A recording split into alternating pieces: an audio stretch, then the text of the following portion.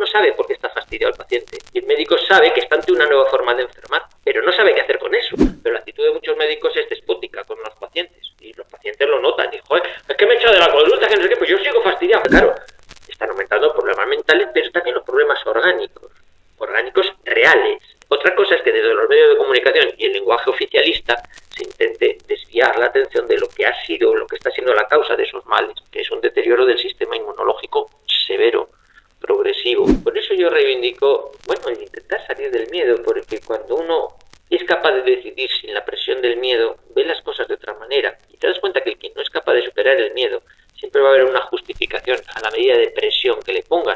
Le hace falta el séptimo pinchazo, el octavo pinchazo, el noveno. Aunque sabe que los anteriores le sentaron fatal. Pero, ¿qué vamos a hacer? Te dicen algunos, ¿qué vamos a hacer? Estamos como abocados. ¿Lo ves? Sal de ahí, deja de ponerte...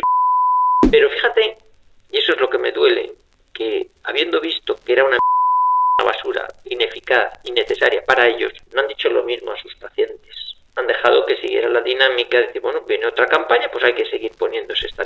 Y ellos en el fuero interno ya no caen, pero la ética te tendría que decir, tú tampoco caigas, que yo también estoy engañado, pero ya estoy saliendo del engaño. Eso me duele más, pero a algunos mantienen la inercia. En parte porque dice, es que cómo me desdigo ahora de lo que les dije anteriormente. Yo, medio en broma, medio en serio, les decía a los alumnos antes del 2020 que el secreto de la medicina no está ni curar ni matar, pues en los dos casos te quedas sin pacientes. Hay que tenerlos siempre un poco jodidillos, fastidiados para que vuelvan, ¿no?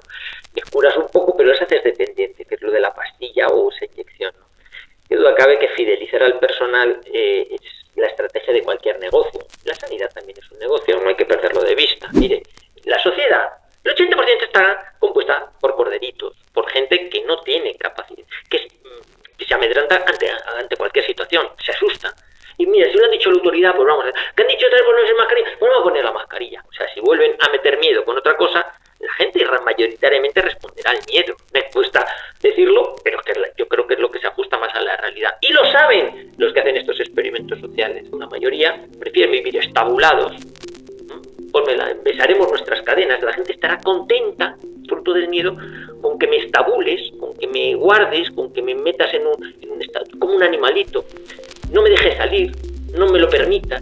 Ni a ese que anda por ahí que es un descerebrado, ese que no tiene miedo, también le tienes que atar y quitarle las libertades. Ese experimento que ha sucedido volverá a suceder.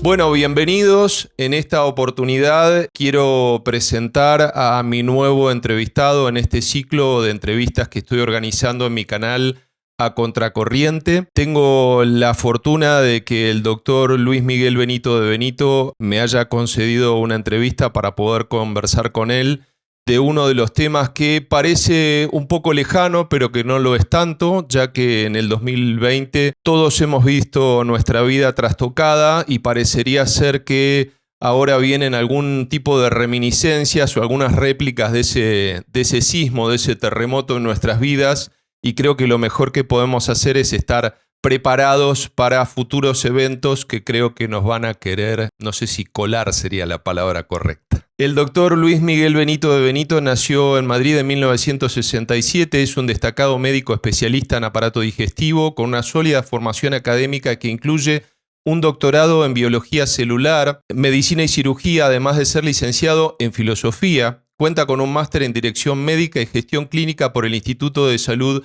Carlos III y es experto universitario en Derecho Sanitario y Ciencias Forenses por la UNED. Con una trayectoria profesional de más de 25 años, ha trabajado en más de 20 centros sanitarios de 7 comunidades autonómicas.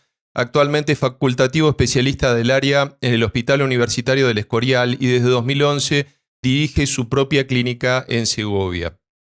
Además de su práctica clínica, es un prolífico divulgador, ha escrito varios libros, entre ellos Coronavirus tras la vacuna y El médico tras la verdad o lo que más se parece a ella. Obra galardonada en 2006 con el Premio Ensayo en Humanidades de la Real Academia de Ciencias Médicas de Baleares. También es un habitual en los medios de comunicación, participando en radio, prensa y televisión, y cuenta con un blog activo, un canal de YouTube, se llama Reencuentros, y una destacada presencia en la plataforma de consultas médicas Doctoralia, donde ha respondido personalmente más de 18.000 preguntas con alrededor de 25 millones de visitas. Su combinación de experiencia clínica, formación académica y capacidad de divulgación lo convierte en una voz reconocida en el ámbito de la salud. Así que con esta breve presentación, Luis Miguel, te doy la bienvenida a mi canal y quiero hacer público mi agradecimiento por tener esta oportunidad de conversar contigo. Voy a hacer una muy breve introducción para después dar pie a las preguntas. El año 2020 marcó la vida de todos. Con la excusa de un virus altamente mortal, la gran mayoría de los países occidentales forzaron a toda la población a sufrir confinamientos, primero con la idea de aplanar la curva, o eso es lo que nos contaron, pero luego esas medidas se fueron postergando casi de manera indefinida. Vimos muertos en bolsas de plástico que se movían, puestas en escena que hicieron progresivamente que toda la narrativa oficial perdiera credibilidad. No obstante, la gran mayoría de la gente compró la idea de que otros virus estacionales como la gripe habían desaparecido de la faz de la Tierra para dar lugar a un único y mortífero virus que requería vacunación obligatoria.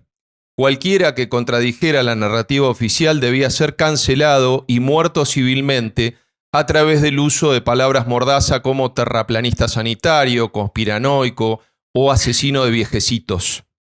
Cualquiera que decidiera no usar el bozal y posteriormente no vacunarse era tratado como un subhumano, un ciudadano de segunda, al cual se le prohibían todas las libertades garantizadas en la Constitución Nacional. Los médicos y personal sanitario estatal se enfrentaron a dilemas éticos y morales, siendo que coincidía que su empleador era el mismo que imponía las restricciones y mandatos. Algunos de estos profesionales, como mi entrevistado de hoy, el doctor Luis Miguel Benito de Benito, privilegiaron su moral y su ética por sobre su bolsillo y por eso fueron víctimas de la cancelación, el cuestionamiento de su idoneidad, profesionalidad y buen arte. Así que ahora sí quiero dar pie a las preguntas. Bueno, desde ya, Luis, te agradezco nuevamente. Y la primera pregunta que te quería hacer era precisamente sobre el tema de lo que yo considero narrativa pandémica. Me gustaría saber desde adentro, es decir, desde el ámbito sanitario, cuál fue la evolución de esta narrativa pandémica versus la realidad en el ámbito sanitario, que está claro que hubo algún tipo de pico, está claro que hubo algún tipo de virus, nadie está negando que haya existido ni mucho menos, y está claro que eso trastocó la vida de todos, pero temo que hay sí una brecha entre aquello que nos contaron los medios masivos de comunicación y los gobiernos de todo el mundo versus lo que en realidad estaba pasando. Entonces me gustaría si por favor vos pudieras compartir esta experiencia que fue de primera mano. Bueno, Mariano, muchísimas gracias por invitarme ante tu audiencia a explicar esto que has resumido, que a mí me parece que se ajusta bastante a la realidad. Por aquel entonces, durante el año 2020, yo estaba efectivamente en el Hospital del Escorial, de facultativo especialista de ERA. De lo que has contado en mi currículum lo dejé hace 2 años, dejé el Hospital del Escorial, pero bueno, viví ahí todo lo que fueron 39 meses de atención sanitaria pública. ¿Qué pasó? Pues efectivamente, si nos retraemos a lo que pasó a comienzos de 2020, pues llegó algo, o venía algo de algún sitio de Europa, de China, tal, que asustaba y además asustaba y bastante. Y luego, pues inicialmente todos lo recordáis, si tenéis un poco de memoria, la semana primera del mes de marzo no pasaba nada, se celebraban actos políticos, era una exageración, y a partir del 8 de marzo, con las mítines políticos y distintos actos políticos que hubo por Madrid, pues luego el día siguiente ya era una hecatombe, de un día para otro. Y el día 14 de marzo se cierra España, se puede declarar el estado de alarma, etcétera, ¿no? Es decir, ¿qué pasa en tan poco tiempo para que se genere esta psicosis de no pasar nada, pasar todo, que todo el mundo se va a morir?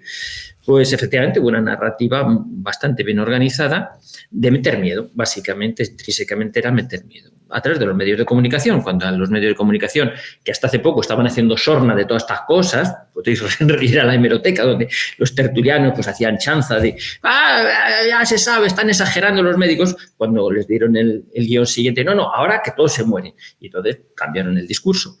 ¿Qué pasa? ¿Cómo se vivió esto desde los hospitales? Pues yo estuve en un hospital, en 2 residencias también de mayores ayudando y claro, ¿qué observas? Primero, desconcierto e incertidumbre, porque claro, estás viendo que va llegando una cosa muy peligrosa y no sabes a qué atenerte. Pides mascarillas, pides EPIs, pides sistemas de protección porque tienes miedo. Dices, yo no sé esto, qué grado de gravedad tendrá, qué letalidad tendrá.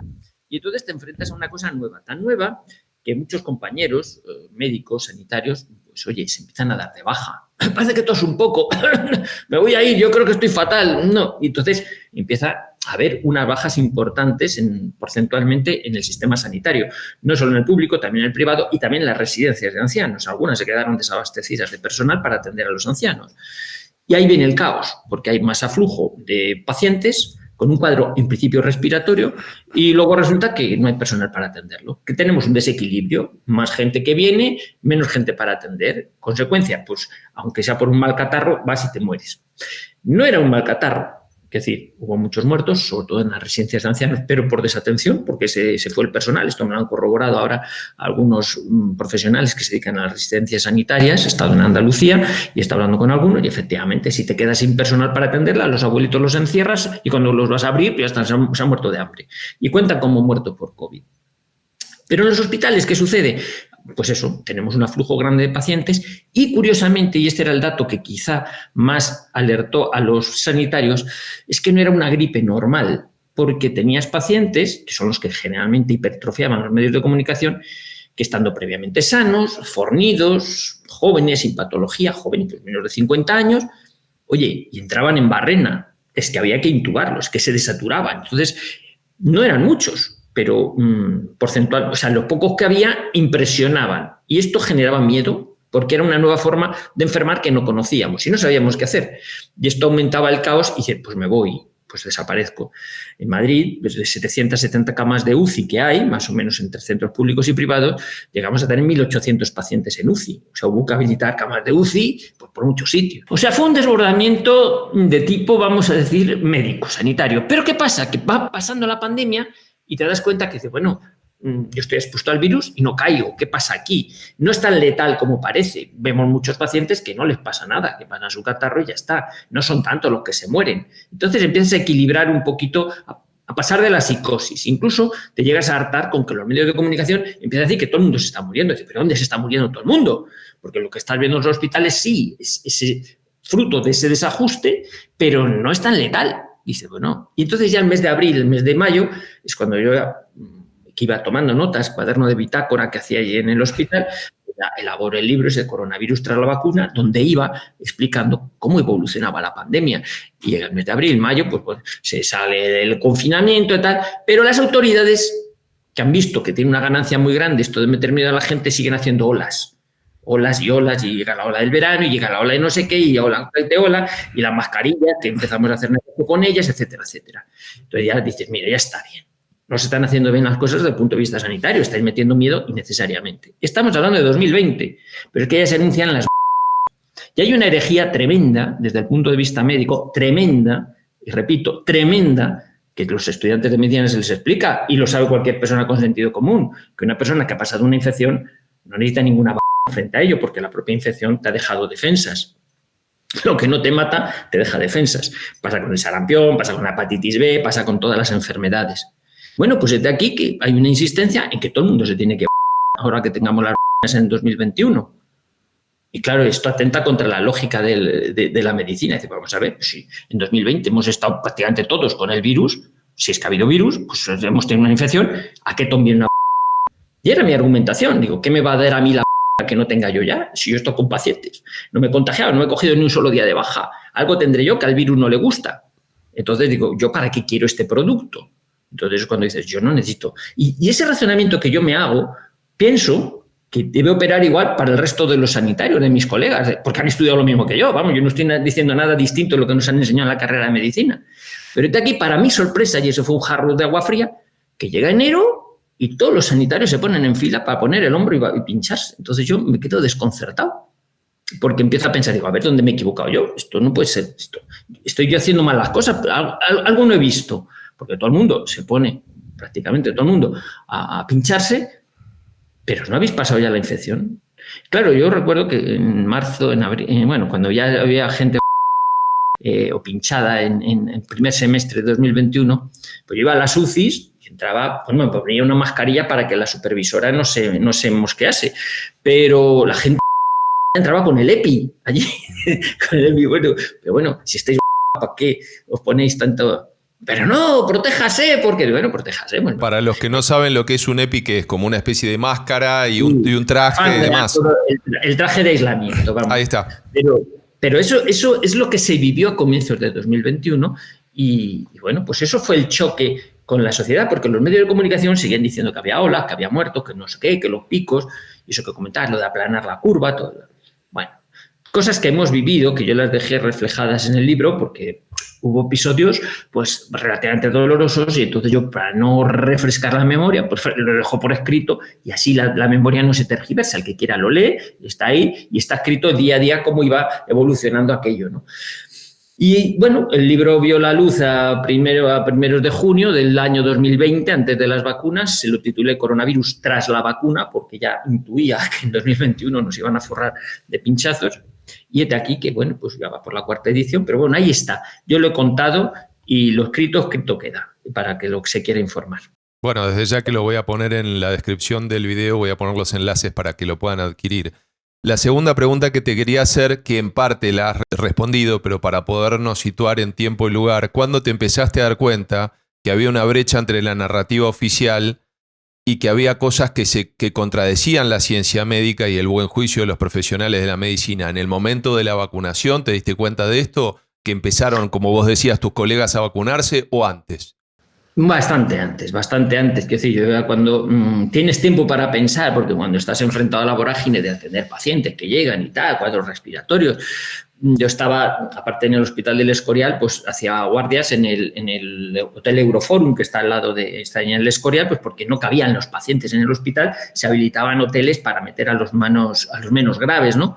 Y entonces, bueno, pues ahí cuando tienes un momento para sentarte a pensar, ¿pero qué está pasando aquí? ¿Qué está pasando? Porque yo digo, bueno, pues esto es tan letal y tan contagioso, pues en cualquier momento caigo, porque claro, yo estaba protegiéndome con bolsas de basura o con mascarillas que uno se hacía con acetato porque no teníamos material de protección adecuado. Yo el primer EPI me lo puse creo que a primeros de mayo. Primeros de mayo me llegó el primer EPI, o sea que sí, te protegías como podías, pero sabía que digo, si esto es tan contagioso y tan letal, yo caigo enseguida. Claro, pasan los días y no caes, digo, bueno, pues algo dices, pues bueno, pero ves que no te pasa a ti solo, que le pasa a más colegas, o sea, que no es que tú te estés tocado del Espíritu Santo, sino que es que ve gente y dice, oye, esto no es tan letal como nos habían dicho, como están. Entonces te da tiempo a ver un poquito los medios de comunicación, la tele, pues yo no veía la tele, y entonces, ¿pero qué le están contando a la gente? Entonces me decís, pero esto que están contando no es lo que está pasando, no es la realidad. Y de hecho yo lo he contado en alguna ocasión, que le ha hecho gracia pues, a Óscar Terol y a algunos que se lo he contado, claro. Yo como estuve trabajando en el Saber Vivir en Televisión Española 2 años de médico, pues tengo muchos amigos que trabajan en medios de comunicación nacionales y regionales, en cadenas autonómicas, y me siguen llamando, ahora menos, pero durante la pandemia me llamaban mucho porque querían, como decían, información de primera mano de qué es lo que pasaba en los hospitales, cómo se está viviendo eso, que realmente es tan letal como dicen, hay que protegerse. Claro, yo iba dándoles la contestación. Me acuerdo que me llamaba, pues eso, uno de los servicios informativos de Televisión Española. ¿Y cómo va esto? ¿Cómo va? Digo, pues mira, yo si quieres voy a la tele y lo cuento. Y dice, no, eso no lo puedes contar aquí.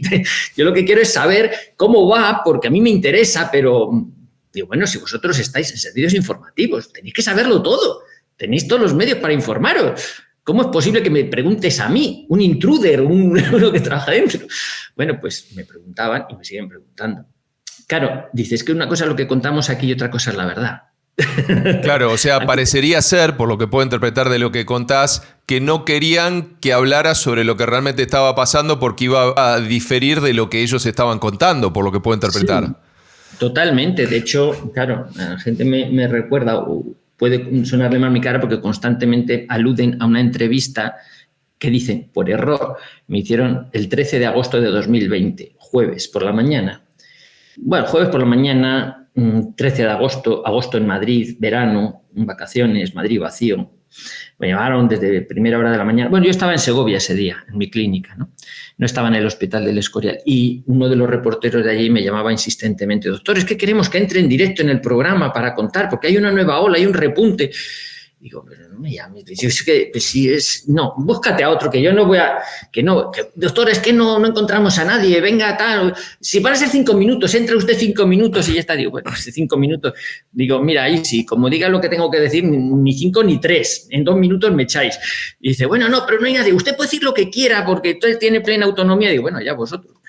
Yo ya de puro enfado salí de quirófano y me conecté. Y es una entrevista que hay por ahí de 5 o 6 minutos, donde, claro, había un discurso oficial que la presentadora tenía el guión, decía, ¡ay, una alarma! Está aumentando, tal, lo habéis visto por ahí, ha aumentado, no sé qué, porque se han hecho muchas PCRs. Y doctor, los médicos están tomando medidas especiales. Digo, bueno, los médicos están de vacaciones, los políticos, está todo el mundo. O sea, no sé dónde veis la alarma. Sí, porque ya tenemos el dato aquí en el 12 de octubre. El 12 de octubre, vamos a poner los datos. Claro, le rompí la entrevista, digo, pues vamos a ver, me habéis llamado para que cuente una cosa que no es. Entonces, hay mucha gente, hace mención a que esa entrevista despertó. Dice, oye, que la tele está contando una cosa, pero han traído un médico que no refrenda lo que están diciendo. ¿Aquí qué pasa? Nada, no me han vuelto a llamar, evidentemente. ¿Por qué? Porque si le rompes el discurso que quieren dar de meter miedo, pues entonces no les vales. Y esto lo sabía yo desde el principio. Yo, de hecho, como he trabajado en la tele, yo ya sabía que por el pinganillo de la presentadora, ya desde el minuto 1 y medio, 2, le estaban diciendo, despídelo, mátale. Deshazte de él. Bueno, aguanté allí 7 minutos, morí matando. Sí, pero bueno, porque al final echaron a un perro, como dicen, a uno con el debido respeto, ¿no? Para el señor Barroso, ¿no? Que ya de última entró como muy ofendidito. Pues aquí los medios de comunicación siempre hemos informado. No, habéis informado lo que os da la gana, ¿no? Pero no la verdad. Os dicen que tenéis que informar. Entonces ya como muy airado y nos está llamando tonto. No, te estoy llamando tonto a ti. Los demás, específicamente, no a cualquiera, a vos. Claro, pero él utilizaba ese recurso de cogerse a la audiencia y ponerse, nos está llamando tontos a todos. No, solo a ti, que no tienen ni idea. Pero bueno, en fin, fue divertido, fue tenso. Yo no lo pasé bien porque fue una encerrona. Lo que pasa es que, bueno, le salió mal. Y aquello fue un momento, yo creo que mucha gente despertó, o dice haber despertado a raíz de aquella entrevista, que, como digo, fue un error error técnico por parte de televisión. No me han vuelto a llamar. Un fallo en la Matrix, como se dice. Claro, un sexólogo ahí. Y luego ya vino el 2021, que efectivamente ya es lo de la... Para mí supuso ese jarro de agua fría, porque digo, bueno, vamos a ver si es que esto, desde el punto de vista científico y médico, digo, con una enfermedad que tiene una letalidad ya reconocida de un 2 por 1000, es decir, de 1000 personas que se infectan, se mueren 2, que normalmente tienen alguna comorbilidad o son mayores, tal.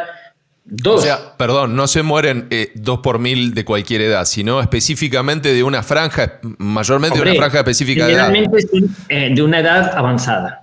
Exacto. En el caso de, si coge la población pediátrica, no tenían más que 1 por millón. O sea, claro. Es que entonces dices, bueno, y con esa tasa de letalidad, ¿es necesario ponerse pinchazos experimentales para todo el mundo? Es que eso epidemiológicamente no hay nadie que lo sostenga, no hay catedrático que se ponga delante a defender eso. Sin embargo, no había discurso científico, no, era político todo. ¿Por qué la protegen? Porque es insolidario si uno no se pincha. Cosas de estas, ¿no? Entonces dices, eran los clichés que se movían desde los medios de comunicación, los tertulianos decían verdaderas barbaridades, pero autoridades, gente que supiera de medicina y de lo que pasaba en los hospitales, no había discurso. ¿Por qué? Porque no interesaba que se clarificase, que se aclarase qué es lo que estaba pasando. O el riesgo real. Pues si la consigna es meter miedo, no les vale una persona que vaya a intentar poner negro sobre blanco. Usted meta miedo o no viene. Bueno, a partir de esto que contás sobre esta bajísima tasa de letalidad y ya dejaste de entrever algo, ¿por qué crees que los laboratorios recibieron ese gran blindaje que recibieron si la era tan segura y era tan buena? Porque vimos en todos los medios de comunicación mainstream una vez más y grandes líderes políticos en todo el mundo, incluyendo a supuestos filántropos como Bill Gates y otros que decían que la vacuna era altamente efectiva por un lado y por el otro lado decían que impedía el contagio, cosa que era ya para una persona que no es médica era difícil de comprender. Entonces, la pregunta es, si era tan maravillosa, si era esa suerte de santo grial, digamos, de la medicina, ¿por qué necesitaron los laboratorios recibir ese blindaje? Pues precisamente, probablemente porque no era ni tan segura ni tan beneficiosa, evidentemente. Es decir, iban buscando no tener que responder frente a los efectos secundarios que aquello provocara. Eso sí es así de claro. Si tú tienes un producto seguro, lo aseguras. Si no, no lo aseguras. Y de hecho, fíjate que los médicos ejercemos la medicina y tenemos para nuestra profesión un seguro de responsabilidad civil, es decir, para hacer frente a la mala praxis que tengamos. Bueno, los seguros de responsabilidad civil de los médicos no nos cubren frente a los efectos secundarios que hayamos podido provocar por las... Están excluidos. Y al paciente tampoco. Mira, te voy a contar, el otro día estuve con unos oftalmólogos y me dijo, joder, yo he visto una cantidad de amaurosis es ceguera unilateral, por trombosis de la arteria central de la retina, he visto más este año que en los últimos 23 años de mi carrera profesional como oftalmólogo. Wow. Dice, aumenta muchísimo el problema de la trombosis. Gente que se queda ciega de un ojo, o si tiene mala suerte, de los dos. Y entonces, claro, decía, vengo de ver a uno que le he dicho muy claramente, esto está en relación con el pinchazo que te has puesto. No, si ya lo sé yo, porque yo estoy fatal desde entonces y esto no me extraña que sea. De todos modos, me decía el paciente, doctor, usted no lo ponga en el informe, porque tengo un seguro que me va a cubrir por la pérdida del ojo, pero si pongo que es por la no. Entonces, tanto paciente como oftalmólogo se conchaban, ¿verdad? Se acuerdan que mejor que no figure eso en el informe, porque si no pierde la indemnización.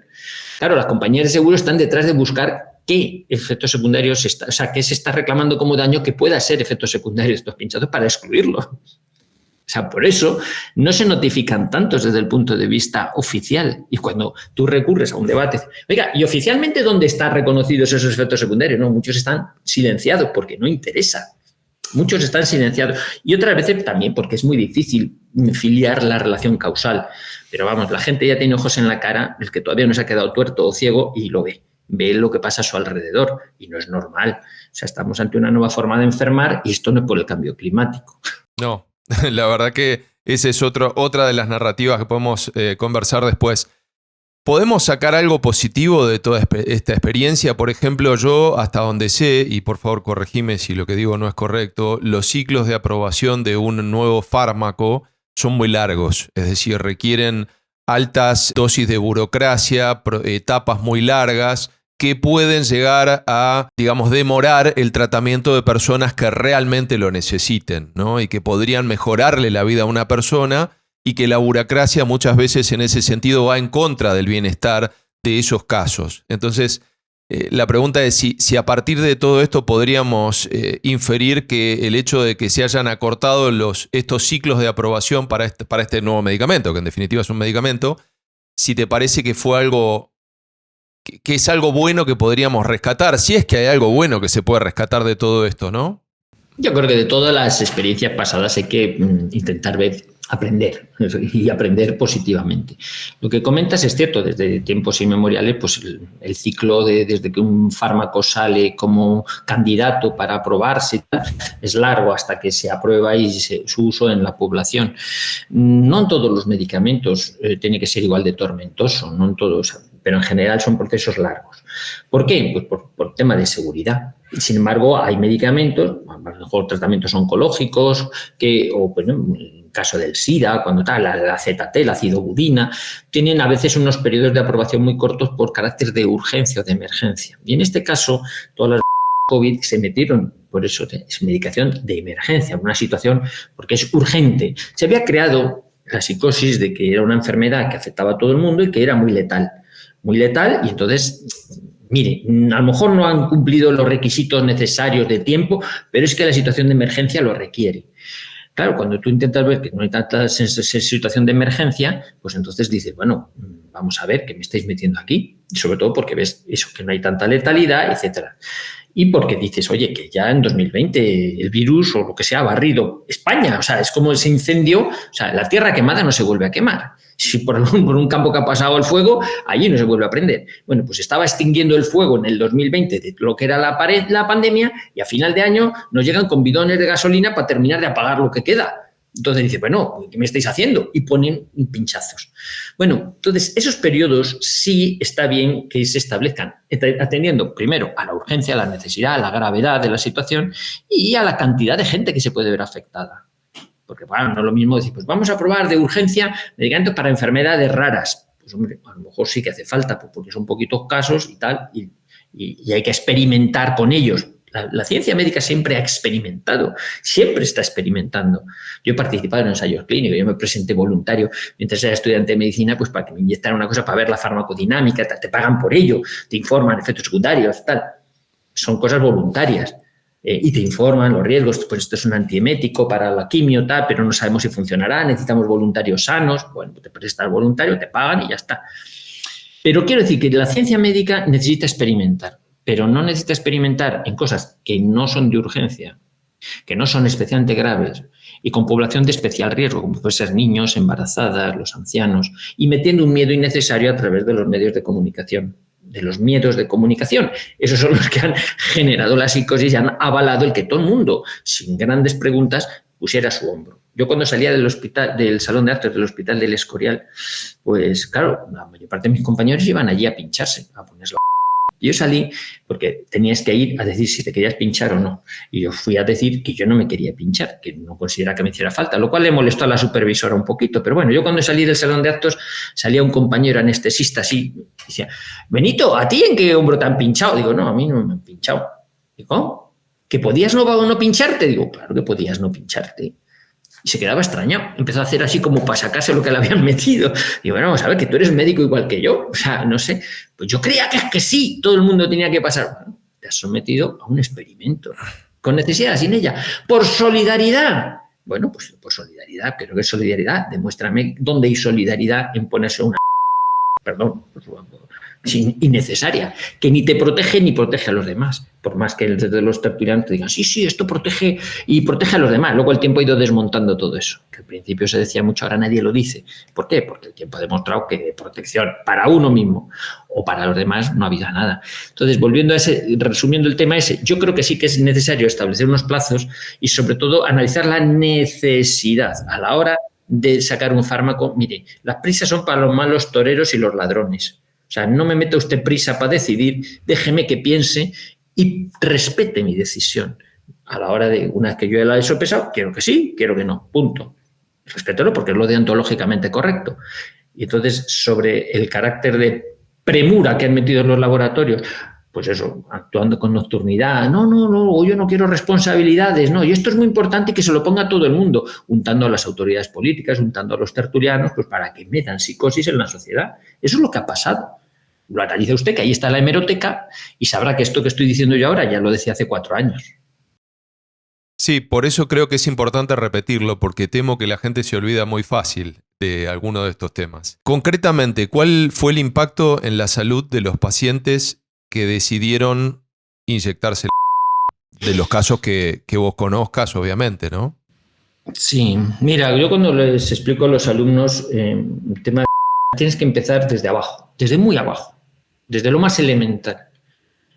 Y dices, ¿qué es una que se presenta? ¿O qué dice la medicina que es una? Pues es cualquier producto que se administra a una persona con la idea de potenciar su sistema inmunológico para hacerlo más eficaz frente a una infección. Eso podría ser una definición amplia de... Sí, pues, se mete en un producto que no está dentro de ti, pero que ayuda a tu sistema inmunológico a vencer una infección o hacerte más resistente frente a ella o que lo pases menos mal. Ahí yo creo que prácticamente todos estaríamos de acuerdo. Y con esa idea se vendió pues, igual a bueno, con un billete de 50 euros que le gusta a todo el mundo. ¿Cómo va a decir usted que no? Ojo, esto no es... ¿Esto me va a potenciar el sistema inmunológico o no? Es que si usted no se puede morir. Bueno, me voy a morir igual, como con una y sin ella, todos somos mortales, pero bueno, me va a coger más infecciones menos. Había una incertidumbre muy grande cuando llega algo nuevo y dice, ¿y esto me va a mejorar? Claro, yo partía, como os he dicho, de la hipótesis, digo, ¿qué me va a dar la que no tenga yo ya? Si la lo que pretende darme inmunidad frente al COVID y yo estoy con paciente con COVID y no me he infectado, algo tendré yo. O habré desarrollado inmunidad, o seré inmune, o seré indiferente al virus. Entonces, ¿para qué me voy a poner algo que me va a hacer inmune cuando ya lo soy? Ese era el razonamiento que yo he demostrado. ¿Cómo lo sabe usted? ¿Se ha hecho anticuerpos? A mí da igual. Los anticuerpos estos que se hacían, los IgG, los IgM, tal, me daban 0,0 siempre, como la cerveza, 0,0, los dos. Digo, o sea, no tenía anticuerpos. Pero entonces no tiene usted defensas. Eso lo explicaba en el libro también. Lo mejor pasa que uno es inmune es que se pone delante y no te lo coge, majo. Entonces, ¿yo qué es que te diga? No sé cómo mi organismo reacciona ni deja de reaccionar, pero a mí no me hace falta nada para hacerme inmune cuando yo sobradamente sé que lo soy frente a esto. Frente a otras cosas no sé. Entonces la gente con el miedo metido en el cuerpo, pues pone el hombro. A mí ponme algo que me haga inmune. Ponme algo que... Porque fíjate, o sea, es que el nivel de ignorancia no es que estuviera a nivel de los incultos. Yo tuve que ir a un instituto donde dan clases los profesores, todos licenciados, que en filología inglesa, que en matemáticas, en exacta, en física, porque en el claustro de profesores, los profesores estaban convencidos de que PCR positiva igual a caja de pino. O sea, entonces, es que si te da una PCR positiva te muere. Digo, ¿y qué te ha contado eso? Lo dice en la tele. Digo, ¿está diciendo eso en la tele? Bueno, cosas de este. Y se lo cree gente con estudios. Gente. Entonces digo, ya te das un poquito idea del grave daño intelectual e informativo que ha sufrido la población, si es lo que han estado escuchando constantemente. Entonces, pero esto no es así. Dejadme que te diga, y entonces no te dejan el micro. Entonces no te dejan el micro, ¿por qué? Porque le vas a aclarar que es una PCR, que significa la inmunidad natural, etcétera, ¿no? Y intentar poner las cosas en su sitio, pero lo mismo que les has explicado siempre a los estudiantes de medicina, que no has hecho otra cosa diferente. O sea, no estoy diciendo... el contenido del libro se lo someto a cualquier claustro de cualquier facultad de medicina del mundo, a Harvard, a la Universidad de Navarra, donde quiera, a ver si ahí yo digo algo que sea herético. Esto va con los libros de medicina, no es terraplanismo. Bueno, pues intentando aclarar eso, ¿qué es lo que sucede? Que ves que hay muchos efectos secundarios, la gente empieza a ponerse malo. Dice, coño, pues esto no me ha resultado tan bien. Y inicialmente dice, pues empiezas a hablar en condicional. Esto podría causar, ¿por qué? Porque no ha pasado tiempo suficiente para verificar si es así o no. La gente te pregunta, ¿y esto podría dejarme estéril? Digo, pues el tiempo lo dirá. Si más adelante usted quiere tener descendencia y no puede, pues a lo mejor ha sido porque se ha puesto estos pinchazos, no lo sé. ¿Por qué? Porque hacer una predicción a futuro, pues es aventurarse. Pero conforme va pasando el tiempo, ya dejas el condicional, porque ya lo estás viendo. Entonces, por eso remito a la gente a la hemeroteca, que vean los vídeos de lo que yo decía hace 4 años. Y ahora digo lo mismo, pero sin condicional. Claro. No en todo, porque algunas cosas catastrofistas, excesivamente catastrofistas, de momento no se han cumplido. Digo de momento porque no sé más adelante, pero vamos, el tiempo es el que aclara las cosas. Cuando te hablan, y esto es cuando te dicen que una cosa es segura y no ha pasado el tiempo, eso es una mentira. Lo diga quien lo diga. Para que una cosa te diga, y esto me lo dijo un ingeniero, dice, este motor que he diseñado es seguro. Seguro, espérate que haga 300.000 kilómetros y ya te diré si es seguro o no. Pero lo acabas de sacar ahora. Es el tiempo el que te dice si ese producto es seguro y es eficaz. Por eso los experimentos con gaseosa. ¿Tenés registros concretos? Porque me hablaste de condicionales en su momento que se pueden ver en la hemeroteca, pero casos concretos de pacientes que vos o tus colegas hayan atendido en donde pueda llegar a inferirse una vinculación entre los pinchazos y los síntomas que están apareciendo ahora o más recientemente, o desde la aplicación de la a esta parte. Pues sí, bueno, no solo los tengo yo, los tiene cualquiera, están en la hemeroteca y en la prensa normal. ¿Qué es lo que sucede? Aquí la delicadeza es la siguiente. Sí, pero perdóname que te interrumpa, te lo pregunto porque, a ver, yo sigo, por ejemplo, varios canales de Telegram, que es básicamente una suerte de deep web o de red oscura o de no mainstream, en donde hay un montón de canales de personas que comparten voluntariamente sus propios casos de terceros. Algunos se llaman, no sé, graba tu hospital, cosas como que se graban en secreto, se comparten en secreto, como si los enfermos fueran parias o como si los enfermos fueran mentirosos. Por eso es que te lo pregunto a vos directamente y de plano, es esa gente que vive como marginada, como si fuera en la película El Demoledor, no sé si te acordás, que cuenta la historia de Aldous Huxley, Un Mundo Feliz, en donde, bueno, se veía toda la gente muy bonita, muy bien vestida, comiendo en restaurantes muy caros y andando en vehículos eléctricos, muy parecido a lo de ahora. Y después había un grupo de marginales que vivían en el mundo subterráneo, que comían hamburguesas de rata y demás como si fueran subhumanos, ¿no? Entonces, Esto me trae unas reminiscencias muy desagradables, ¿no? En el sentido de que la gente que es genuina, la gente que efectivamente tiene problemas, tiene que esconderse como si fuera una clase diferente de ser humano, ¿no? Y me gustaría que una persona que trabaja en el mundo sanitario nos pudiera hablar de esa gente que eventualmente no, a esa gente seguro que no le dan un micrófono. No, vamos a ver si al final la gente cree que pasa lo que los medios de comunicación te dicen que pasa. Es así, es lo que ha sucedido durante la pandemia. Pero yo estoy a favor, y siempre lo he estado, de la verdad y de ser genuino. Pues la verdad yo creo que se termina imponiendo. Tú puedes crear una ficción, puedes engañar a muchos durante mucho tiempo. Luego la gente tiene ojos en la cara. Quiero decir, por ejemplo, pues hay asociaciones de afectados por las estadísticas que salen van hablando y por qué no lo pueden ocultar, de un aumento de mortalidad, de ictus, de miocarditis en niños, de insuficiencia cardíaca, de problemas de tumores turbo. Esto es una realidad que está ahí. Y no la van a poder ocultar. Otra cosa es que los medios de comunicación deriven ese hecho al cambio climático y a otras cosas espurias e intenten no ponerlo en relación con las... Pero claro que sí que están en relación. Y los médicos, lo sabemos. Digo, lo sabemos ya en general. Estamos recientemente en un congreso donde, bueno, sirven básicamente para intercambiar opiniones con otros colegas.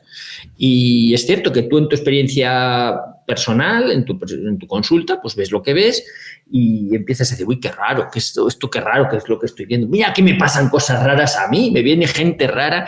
Buah. Pero cuando te juntas con otros colegas en otros centros, resulta que ellos también están viendo cosas muy raras. Y pues no es tan raro lo que estamos viendo si todos vemos cosas raras. ¿Y qué estás viendo de raro? Pues esto, Juan.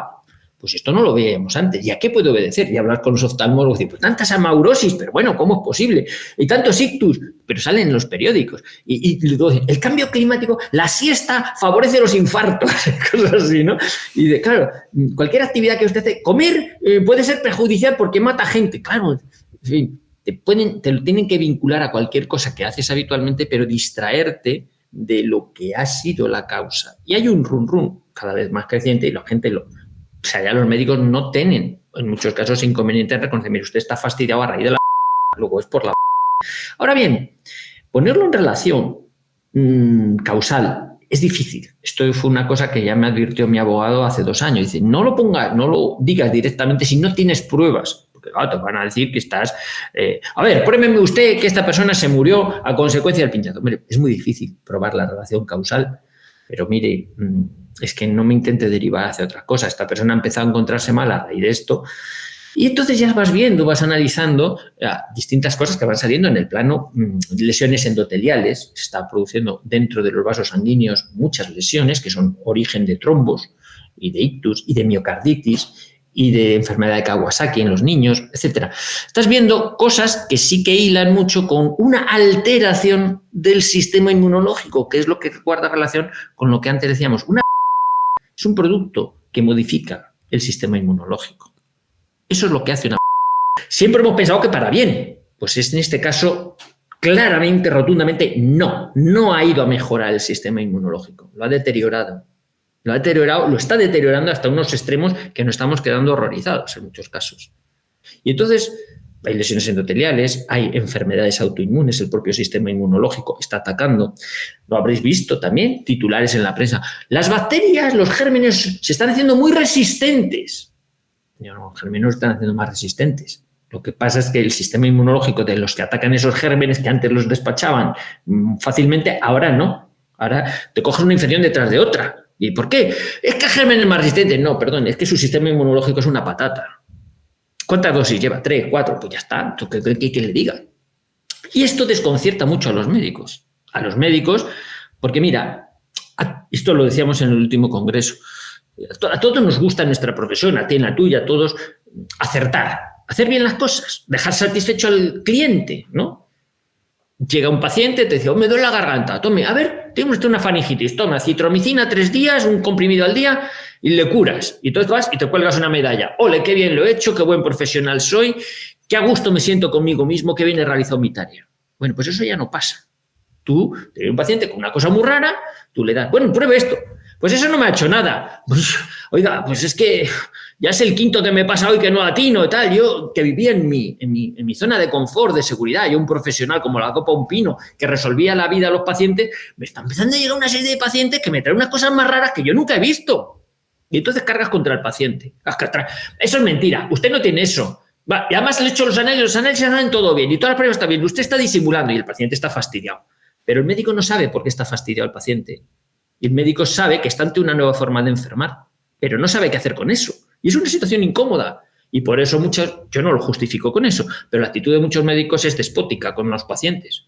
Y los pacientes lo notan. Y, joder, es que me he echado de la consulta, que no sé qué, pues yo sigo fastidiado. Mire, es que ya no sé más darle. Váyase al psiquiatra. Váyase al psiquiatra porque... Sí, y entonces, claro, están aumentando problemas mentales, pero también los problemas orgánicos reales, los tumores turbo, etcétera. Entonces, esa patología de la que se habla es real. Otra cosa es que desde los medios de comunicación y el lenguaje oficialista se intente desviar la atención de lo que ha sido, lo que está siendo la causa de esos males, que es un deterioro del sistema inmunológico severo, progresivo, lo estamos viendo. Y el tiempo dirá si que tiene capacidad de recuperación, si no, cómo podemos enmendarlo, pero desde luego la clave, la consigna es muy clara, no se meta usted. O sea, lo que usted no necesita, no se lo meta. Y la principal, esto es otra cosa que le digo a los alumnos, la principal contraindicación en medicina es la falta de indicación. Si una cosa no está indicada, no se la ponga. Mire, es que tú te beberías, tú vas por la calle, un vaso de agua que te llega una persona, tome, un vaso de agua. Mire, es que yo no tengo sed. Pero un vaso de agua, hombre, tómelo. Es que no me hace falta.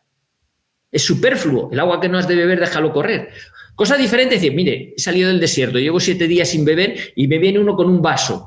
Toma agua, mira, no sé si habrás metido matarratas, si habrás metido no sé qué, pero es que me estoy muriendo. O con si te has meado dentro o si has escupido. Es que me da igual, me lo voy a tomar. ¿Por qué? Porque vengo deshidratado. Me voy a tomar lo que me des. Te es necesario. Y bueno, pues ya está. Si era agua buena, te va a sentar fenomenal.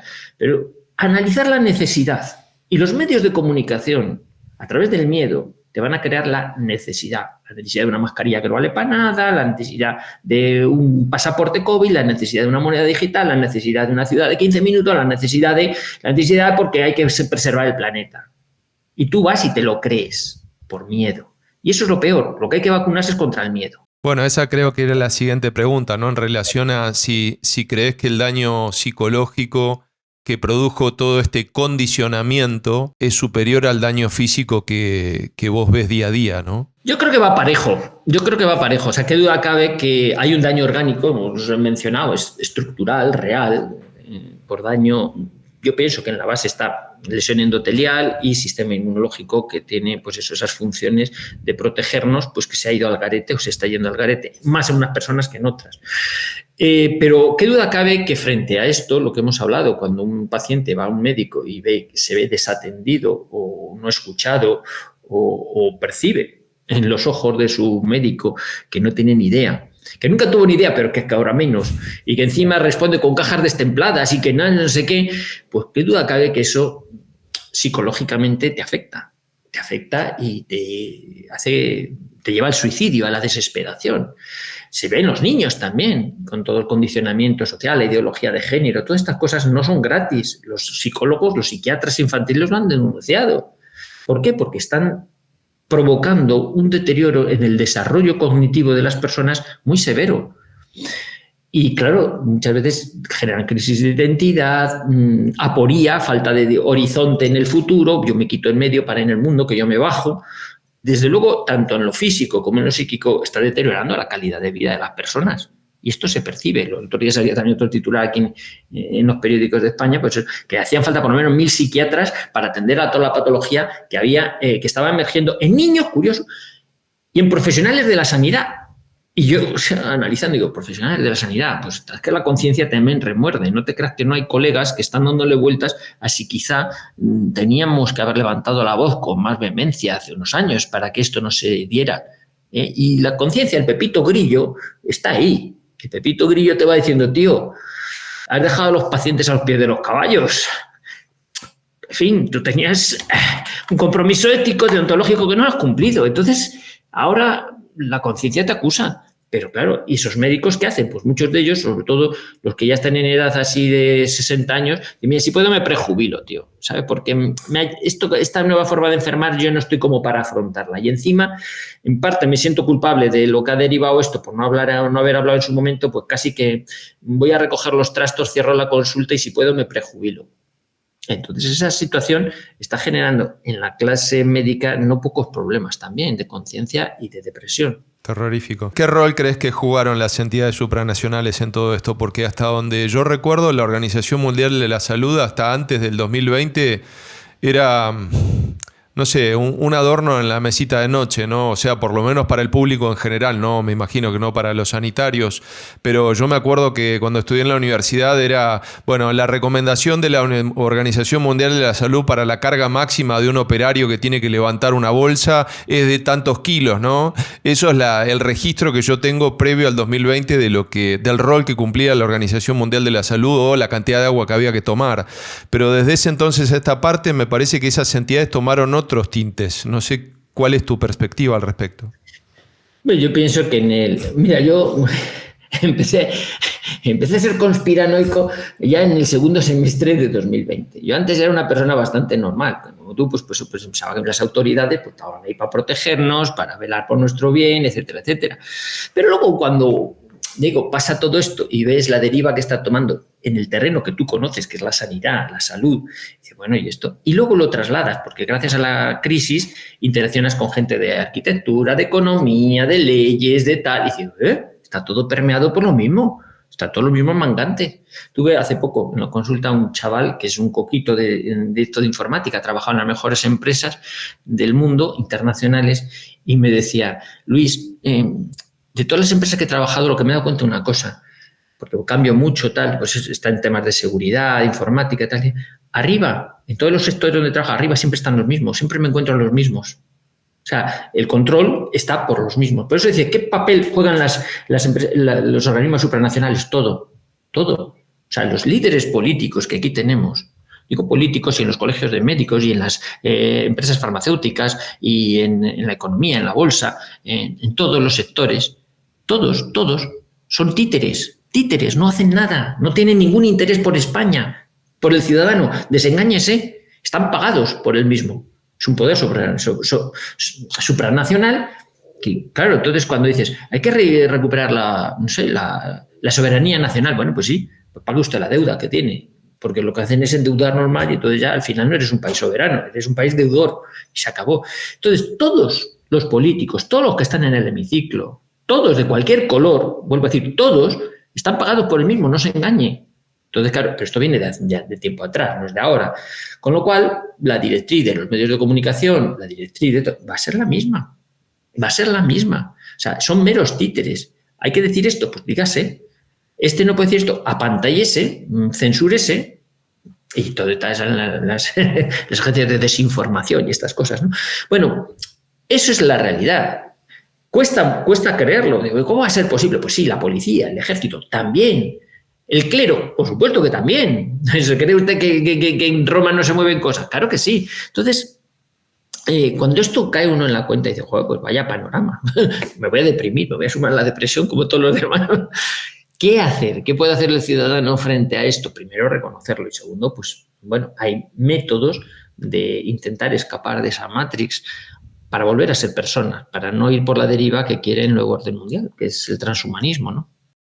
Bueno, que creo que por ahí va la siguiente pregunta, ¿no? Si crees que todo lo que empezó en 2020 o lo que empezó de cara al público, porque parecería ser que empezó mucho antes de esta crisis o supuesta crisis en 2020, si crees que es el inicio de un experimento social que fue exitoso más que un experimento médico. Sí, yo de hecho creo que ya en agosto, sí, en el mes de agosto de 2020, en una entrevista que me hicieron por ahí, pues sí que lo cogieron como titular, pues el experimento social ha sido un éxito y volverá a repetirse.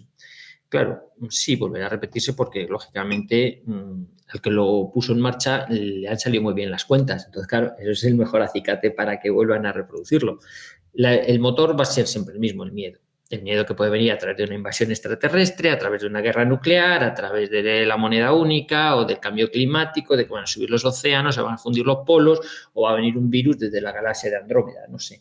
Cualquier cosa, mientras sea generar miedo a la sociedad. La sociedad tiene que seguir enganchada a los medios de comunicación. Actualmente, pues medios, radio, televisión, tal. Claro, no quieren que vean los medios alternativos, pero quieren un paso más, o sea, que el control sea interno. Es decir, pues esa implantación al final de decir, bueno, pues tengo el control de la persona. ¿Ves personas que están bastante alienadas, que no parecen personas? Las miras a la cara y no sé si estás con un bot, hablando con un cyborg o qué, porque piensa, sal de ahí, ¿no? Tenía una pregunta a continuación que ya has respondido en relación al tema de cómo estas inyecciones han mermado la capacidad natural del ser humano para hacer frente a las enfermedades. Y la siguiente pregunta estaba relacionada. Si crees que digamos, si seguimos con esta tónica y la gente sigue comprando esta narrativa y se vuelve a inyectar lo que le pongan, si en definitiva en un futuro vamos a tener que tener una especie de suscripción, no de Netflix, sino a inyecciones para poder, entre comillas, mantenernos vivos y saludables. Yo, medio en broma, medio en serio, les decía a los alumnos antes del 2020 que el secreto de la medicina no está ni curar ni matar, pues en los dos casos te quedas sin pacientes. Hay que tenerlos siempre un poco jodidillos, fastidiados para que vuelvan, ¿no? Les curas un poco, pero les haces dependiente, que es lo de la pastilla o esa inyección, ¿no? Qué duda cabe que fidelizar al personal es la estrategia de cualquier negocio. La sanidad también es un negocio, no hay que perderlo de vista. Y no es malo decirlo, porque vamos a decir, hay que vivir de algo, ¿no? La cuestión es que por medio está la salud, está la vida de las personas. Si yo inventara, por ejemplo, un fármaco, una pastilla que uno se la toma y deja de ser hipertenso, pues las multinacionales farmacéuticas me compran la patente y la entierran o me mandan un sicario, una de dos. Porque claro, si todos los pacientes que están tomando su pastilla para la tensión y pagan mensualmente su cajita, tal, no sé qué, pues desaparece la hipertensión arterial, por decir una enfermedad, pues claro, eso es una ruina. Entonces, cronificar como sucedáneo de curar es lo que la sociedad está en ello. Y lo que se ha instalado en la sociedad es el miedo. Por eso yo reivindico, bueno, el intentar salir del miedo, porque cuando uno es capaz de decidir sin la presión del miedo, ve las cosas de otra manera y te das cuenta que el que no es capaz de superar el miedo siempre va a haber una justificación a la medida de presión que le pongan. Le hace falta el séptimo pinchazo, el octavo pinchazo, el noveno, aunque sabe que los anteriores le sentaron fatal. Pero, ¿qué vamos a hacer? Te dicen algunos, ¿qué vamos a hacer? Estamos como abocados. Luego, sal de ahí, deja de ponerte... Yo cada vez que me encuentro peor. Bueno, en fin, ¿y qué pasa? Que a veces dentro de esta población general, pues ves personal sanitario. Los personal sanitario yo creo que sí son negacionistas a la segunda o a la tercera dosis mayoritariamente. Ya vieron que aquello era una filfa. Pero fíjate, y eso es lo que me duele, que habiendo visto que era una basura ineficaz, innecesaria para ellos, no han dicho lo mismo a sus pacientes. Han dejado que siguiera la dinámica de decir, bueno, viene otra campaña, pues hay que seguir poniéndose esta... Y ellos en su fuero interno ya no caen. Pero la ética te tendría que decir, tú tampoco caigas, que yo también estoy engañado, pero ya estoy saliendo del engaño. Eso me duele más, pero a algunos no sé, mantienen la inercia. En parte porque dice, es que cómo me desdigo ahora de lo que les dije anteriormente. Rectificar es difícil porque requiere también humildad. Y dices, bueno, casi mejor dejarlo correr. Y a veces hay tónicas dentro de hay corrientes dentro de los colegios de médicos donde también aconsejan a los colegios, mejor no meneallo, no digamos muchas cosas. Y de hecho, algunos colegios siguen manteniendo vacunódromos y estas cosas, algunos colegios de médicos, cuando saben que son no ineficaces, sino contraproducentes, lo cual tiene su especial gravedad moral. Porque cuando uno hace una cosa que no sabe si está bien o mal, pues tiene una disculpa. Pero si ya sabes fehacientemente que estás haciendo más daño que beneficio, eso ya es maldad. Todo lo que estuviste contando, todas las respuestas que me diste, dejan a la luz incentivos contradictorios, ¿no? El tema de, por ejemplo, cuando empezamos la conversación, dijiste que algunos profesionales como que, bueno, como que se asustaron un poco y no sé si fingieron catarro, pero con el primer catarrito que normalmente, bueno, lo darían por natural y seguirían adelante, como que decidieron irse a casa. No sé si para autopreservarse o para simplemente no hacerse cargo del problema que tenían delante, el cual me imagino que era su responsabilidad atender, ¿no? Después, los incentivos para seguir, digamos, recetando o prescribiendo algo que saben a ciencia cierta ya hoy con la información que tienen, que no es bueno, ¿no? Temo que hay como intereses contrapuestos que hacen que no puedan ser totalmente transparentes, ¿no? Bueno, esos incentivos les llegan principalmente a algunos. Siempre se ha dicho, no, que los laboratorios compran a los médicos, compran a algunos, no pagan a todos, ¿eh?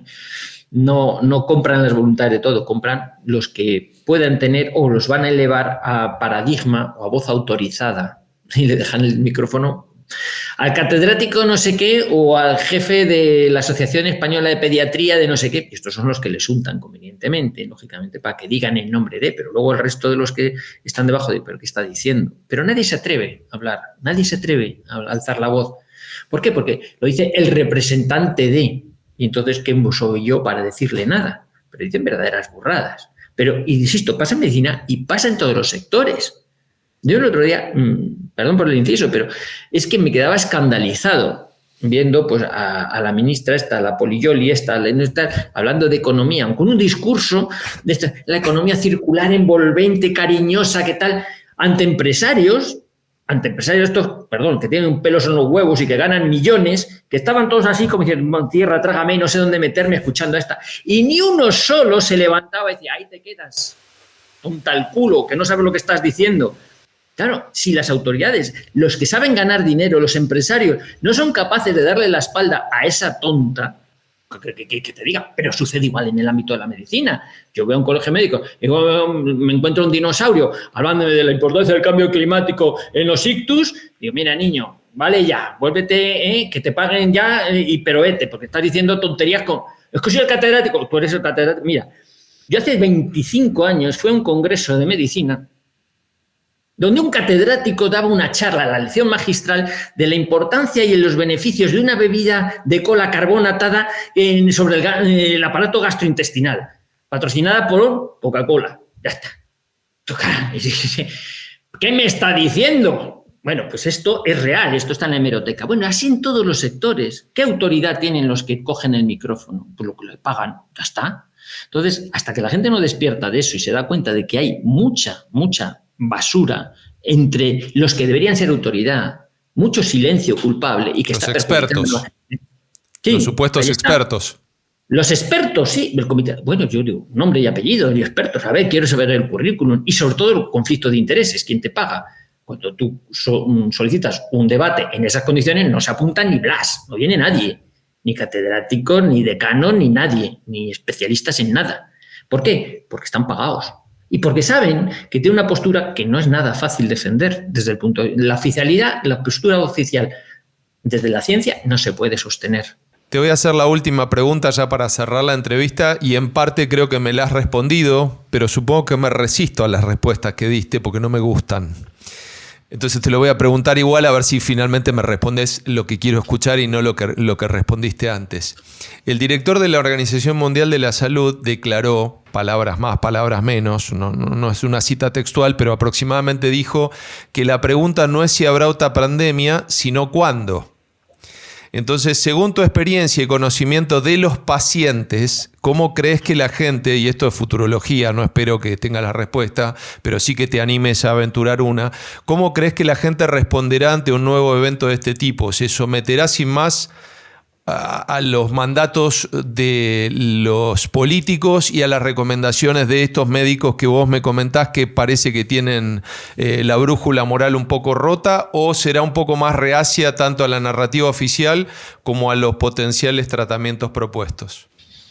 Bien, yo creo que si yo te tuviera que responder con la cabeza a esa pregunta, a mí me gustaría que la sociedad actuara racionalmente y pensara dónde está el miedo, dónde está el riesgo o dónde está el beneficio de esta medida que me proponen. Como al principio de 2021 pensaba yo que iban a responder los médicos, la clase sanitaria, frente a los pinchazos de póngase todos. Pero la realidad no es así. A mí me ha costado aceptarla. Si viene de los experimentos sociológicos, de Milgram, todo eso, es decir, mire, la sociedad, el 80% está compuesta por corderitos, por gente que no tiene capacidad, que se amedrenta ante cualquier situación, se asusta. Y mira, si lo han dicho la autoridad, pues vamos a hacer. ¿Que han dicho otra vez ponerse mascarilla? Pues vamos a poner la mascarilla. O sea, esto va a ser así. Esto es cierto. O sea, si vuelven a meter miedo con otra cosa, la gente mayoritariamente responderá al miedo.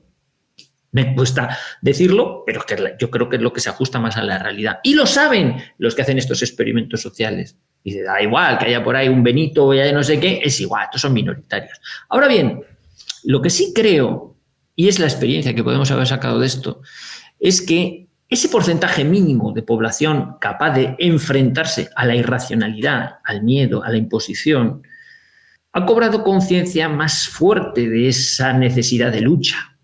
Es mucho más vehemente. O sea, si antes tímidamente dice, bueno, pues voy a salir a la calle a pasear y no me llevo al perro y tal y rompo tal, ahora lo va a hacer con orgullo y enfrentándose a quien haga falta. Y entre la policía también. Es que no es que, lo siento, pero ya está bien. Es que no. ¿Por qué? Porque ya hemos pasado por ahí y hemos aprendido.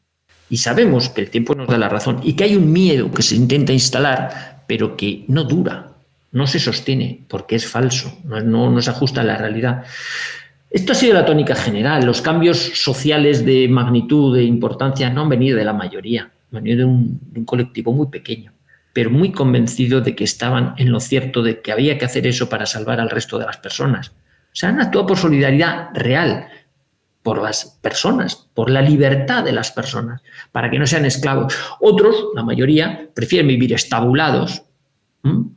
Besaremos nuestras cadenas, eran las 3 palabras con las que yo resumía el libro de coronavirus. Pues besaremos nuestras cadenas, la gente estará contenta, fruto del miedo, con que me estabules, con que me guardes, con que me metas en un estado, como un animalito, no me dejes salir, no me lo permitas, ni a ese que anda por ahí que es un descerebrado, ese que no te dice no tener miedo, a ese también le tienes que atar y quitarle las libertades, porque nos va a matar a todos. Es que ese no quiere entrar por el aro y nos va a matar a todos por su irracionalidad. Ese experimento que ha sucedido volverá a suceder, pero probablemente se encontrarán con una minoría que tiene las ideas mucho más claras y está dispuesta a luchar por la libertad del resto. Bueno, la verdad es que lamentablemente yo creo más o menos lo mismo, que hay una gran mayoría de la población que no está preparada para ser libre.